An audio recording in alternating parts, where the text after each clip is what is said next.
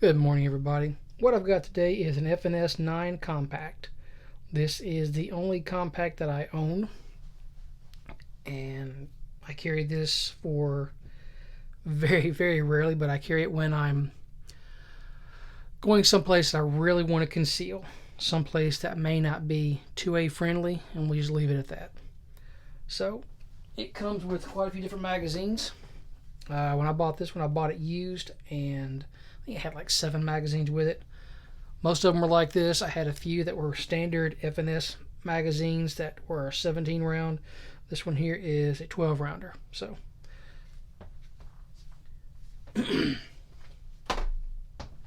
having said that, let's go ahead and show you how to take this apart. And one thing that is a little bit quirky with the FNS 9, at least with mine, it may not be with yours, is it doesn't just come apart like it would, say, with a Glock.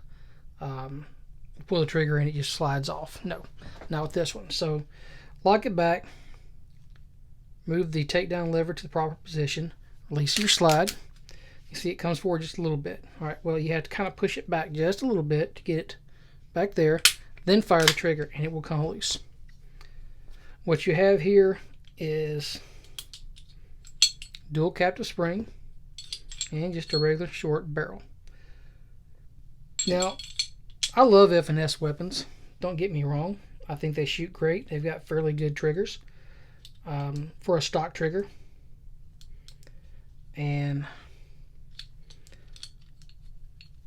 there we go. They have fairly good triggers for a stock trigger, but one thing I do not like is ambidextrous mag releases. They tend to get in the way when you push.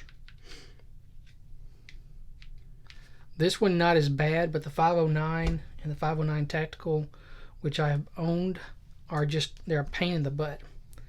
Another issue that I have with the FNs is I don't like the way the Maritime Striker is built. It just does not work well when it's gotten wet inside. There's been numerous videos on that, so I don't have to go into that with you.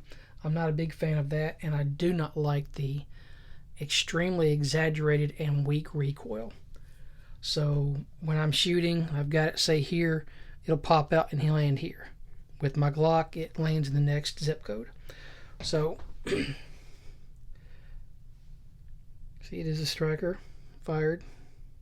You got your safety here. Safety ding is very similar to what you have on a Glock. As you push up, it comes up, or as you move the dingus, it will come back and release that so the striker can fire.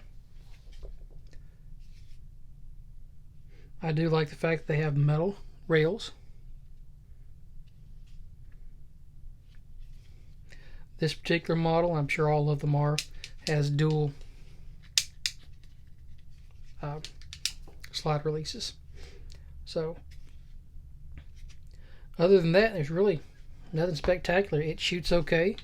It's compact. It's going to have a lot different of a recoil impulse. These are not designed for going out and shooting hundreds and hundreds and hundreds of rounds at a time. They're small. They're not going to be quite as comfortable. You can put a light on it, but for a compact, the only thing that you only care about concealing, do you really want to put a light on it? I mean, if this is your bedtime handgun, you may, but at the end of the day, what's the point? So you have a little bit of an undercut here, the trigger, and you have a nice beaver tail, so you're not going to get slide bite. Standard metal 3-dot sights. Very good, and I love this about the FN. Very good. My hands are still slippery from a video I made earlier today, and very good slide cuts so that you can grip it. So check function, point in safe direction, fire. Very audible trigger. reset. No take up once it's got there. There you go. Out. No real over travel. Come all the way out. You've got your mush. You're on your dingus to the wall.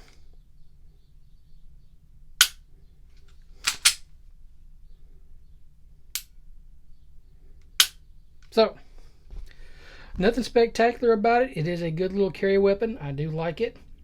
And this one has around 500 rounds through it.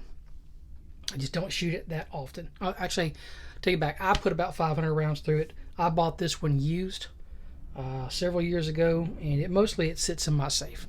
So, hope you guys got something out of it. If you have any questions, feel free to leave them in the comments. I'll get back with you as quickly as I possibly can. Remember, there are very few problems in life that cannot be solved by a battleship broadside. Have a great day, guys.